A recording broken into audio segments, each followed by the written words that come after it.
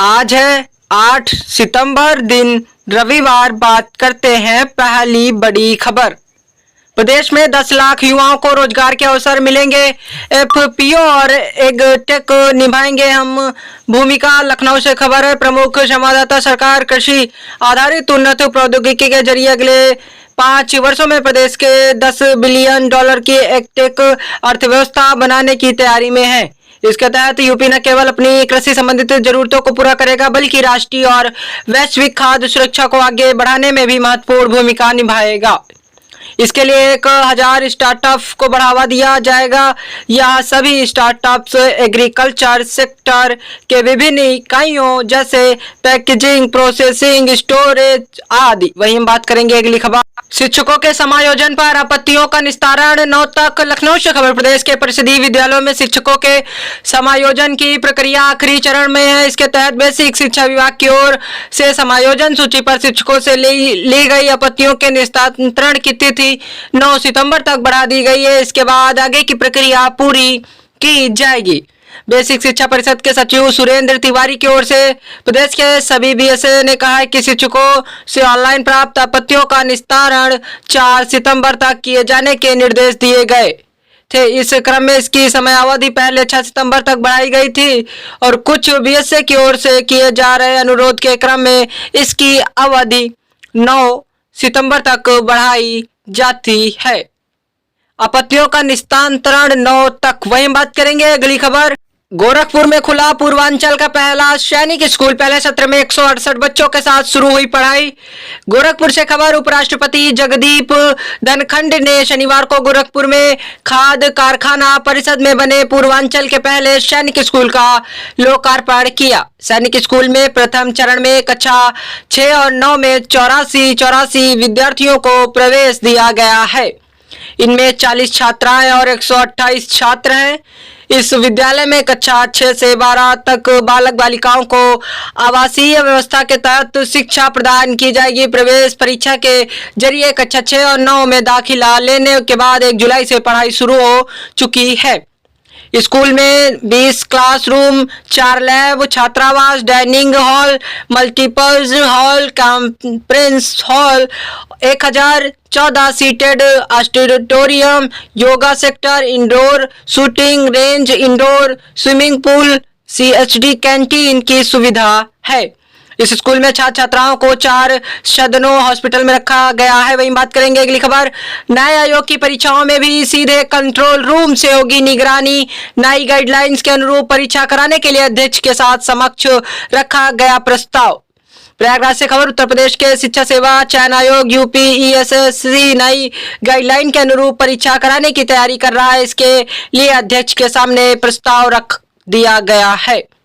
अध्यक्ष से भी हरी झंडी मिल गई है कि जितनी भी परीक्षाएं हैं तभी शासन की ओर से गाइडलाइंस के अनुरूप कराई जाएंगी। हालांकि तैयारियों में थोड़ा वक्त लग सकता है। ऐसे में अभ्यर्थियों को लंबित परीक्षाओं के लिए इंतजार करना होगा।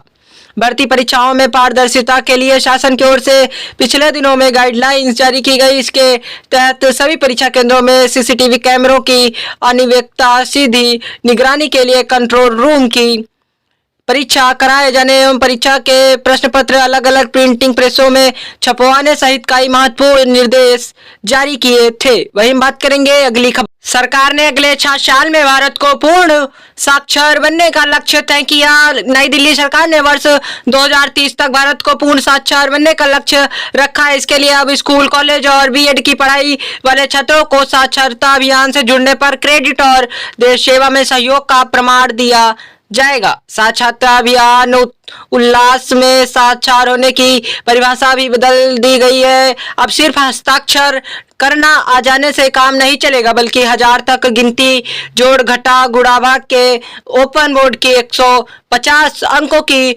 Foundational literacy and numeracy assessment FL NAT की परीक्षा पास करने पर ही साक्षर बन सकते हैं।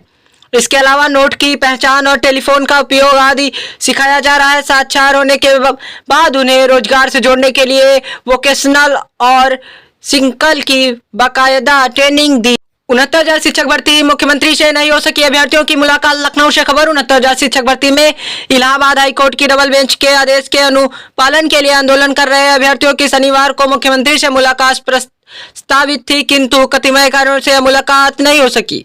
अब अनारक्षित व अनारक्षित वर्ग के अभ्यर्थियों व चयनितों की निगाहें सोमवार को सुप्रीम कोर्ट में होने वाली सुनवाई पर टिक गई हैं। अभ्यर्थियों का नेतृत्व करने वाले अमरेंद्र पटेल ने कहा है कि पिछले दिनों हुई मुलाकात में मंत्री ओपी राजभर और जिला प्रशासन द्वारा शनिवार को सीएम से उनकी मुलाकात कराने की बात कही गई थी, लेकिन इस संबंध में उन्हें कोई सूचना नहीं मिली। इस वजह से उनकी सीएम से मुलाकात नहीं हो पाई। दूसरी तरफ दोनों वर्ग के अभ्यर्थियों की निगाह सोमवार को सुप्रीम कोर्ट में होने वाली सुनवाई पर टिकी है। चयनित शिक्षकों व अनारक्षित वर्ग की ओर से दाखिल याचिकाओं पर सोमवार को चीफ जस्टिस ऑफ इंडिया की अध्यक्षता वाली 3 सदनीय पीठ सुनवाई करेगी। वहीं बात करेंगे अगली खबर। कांग्रेस के लिए सपा का एक हाथ तो दूसरे हाथ लो फार्मूला तैयार। हरियाणा में जिम्मेदारी पर विचार न होने से खटास, यूपी में असर दिखना तय। लखनऊ से खबर। कांग्रेस के लिए सपा का एक हाथ दूसरे हाथ लो फार्मूला तैयार है। हरियाणा के विधानसभा चुनाव में सपा के साझेदारी के प्रस्ताव पर अभी तक विचार न होने से दोनों दलों के बीच खटास पैदा हुई। वहां सपा आम आदमी पार्टी की सक्रिय समर्थन कर सकती है। सपा सूत्रों की माने तो इसका यूपी के विधानसभा उपचुनाव में असर दिखना तय है। सपा नेतृत्व ने अभी कांग्रेस के दावे को स्वीकार न करने पर मन बना लिया है।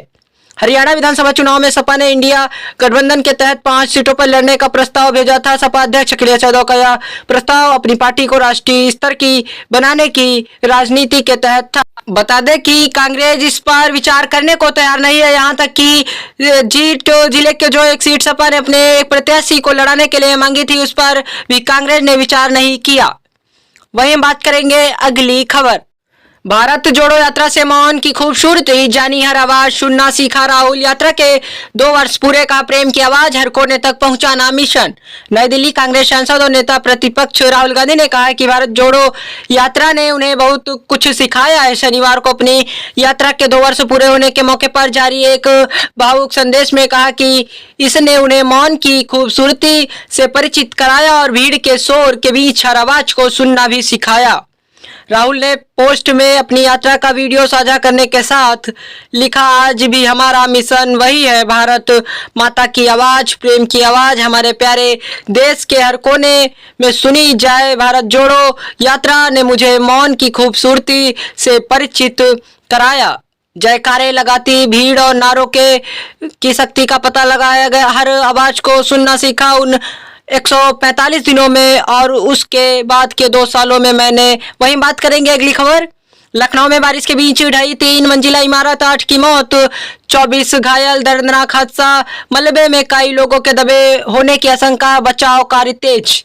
लखनऊ से खबर। उत्तर प्रदेश की राजधानी लखनऊ में भारी बारिश के दौरान 3 मंजिला इमारत ढहने से कारोबारी समेत 8 लोगों की मौत हो गई, वहां 24 घायल हो गए। हादसा ट्रांसपोर्ट नगर में हुआ। शहीद पथ के किनारे स्थित हरमिलाप टावर नामक इमारत भरभरा कर गिर गई। मलबे में कई लोगों के दबे होने की आशंका है।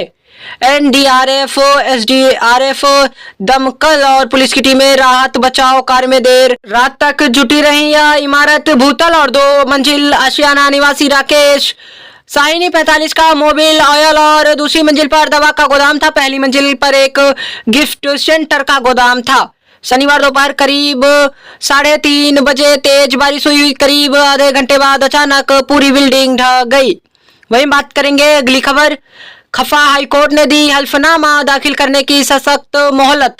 प्रयागराज से खबर। इलाहाबाद हाईकोर्ट ने अध्यापकों की ओर से अंत जनपदीय सहमति से स्थानांतरण को लेकर दाखिल याचिका में बेसिक शिक्षा विभाग ने जवाब दाखिल नहीं किया। इसके खफा कोर्ट ने 30 सितंबर तक बेसिक शिक्षा परिषद के जिम्मेदार अधिकारी को हल्फनामा दाखिल करने की सशक्त मोहलत दी है। अब जवाब न देने पर उन्हें अदालत में हाजिर होना होगा। यह आदेश न्यायमूर्ति मनीष माथुर की अदालत ने प्रतिभा वर्मा व अन्य की याचिका पर सुनवाई करते दिया है। विभिन्न जिलों में कई शिक्षकों ने नियमावली के विपरीत विभाग अध्यापकों का स्थानांतरण एक से दूसरे जिले में न कर उन विद्यालयों में कर रहा है जहां उनके समकक्ष अध्यापक नियुक्त हैं। कोर्ट ने विभाग से संक्षिप्त हल्फनामा तलब किया था, लेकिन मुकदमे की सुनवाई तक परिषद और राज्य सरकार। वहीं बात करेंगे अगली सुनीता बुच के बिना अंतरिक्ष से लौटा स्टारलाइनर। न्यू मैक्सिको के व्हीट सैंड मिसाइल रेंज पर उतरा अंतरिक्ष यान। बोइंग का स्टारलाइनर अंतरिक्ष यात्री सुनीता विलियम्स और बुच विल्मोर को अंतर्राष्ट्रीय अंतरिक्ष स्टेशन पर ही छोड़कर धरती पर लौट आया है। दोनों अंतरिक्ष यात्री अभी अगले साल फरवरी तक वहीं रहेंगे। रवानगी के 6 घंटे बाद स्टारलाइनर न्यू मैक्सिको के व्हाइट सैंड्स मिसाइल रेंज पर उतरा। स्टारलाइनर यान के थ्रस्टर में समस्या आने और हीलियम लीक होने के कारण वह अंतरिक्ष यात्रियों को धरती पर वापस लाने में नाकाम रहा। अमेरिकी अंतरिक्ष एजेंसी नासा के दोनों पायलट अब अगले साल तक ISS पर ही रहेंगे। स्वास्थ्य पर बुरा असर संभव बताया जा रहा है कि 8 दिन में पूरा होने वाले। अगली खबर, कल से फिर बारिश के आसार, मिलेगी गर्मी से कुछ राहत। लखनऊ से खबर, एक बार फिर रुका हुआ मानसून फिर से सक्रिय होगा। सोमवार से लखनऊ समेत प्रदेश में बारिश के आसार जता रहा है मौसम विभाग। सितंबर मानसून की विदाई का महीना भी है, अब मानसून लौट सकता है। इसे लेकर मौसम विभाग का कहना है कि फिलहाल ऐसे कोई संकेत नहीं है। आंचलिक मौसम विज्ञान केंद्र के वरिष्ठ मौसम वैज्ञानिक अतुल कुमार सिंह व प्रो दानिश के मुताबिक प्रदेश में अधिकतम तापमान सामान्य से अधिक बना हुआ है। शनिवार को 4.4 डिग्री सेल्सियस अधिक रहा। न्यूनतम पारा भी सामान्य से अधिक है। उमस भरी गर्मी लोगों को बेहाल किए है। रविवार को भी ऐसा ही मौसम रहने के आसार हैं। मौसम वैज्ञानिकों के मुताबिक ला नीना की सक्रियता भी बढ़ी। ऐसे में यह आंकलन किया जा रहा है कि कहीं मानसून की विदाई इस बार कुछ देर से तो नहीं होगी।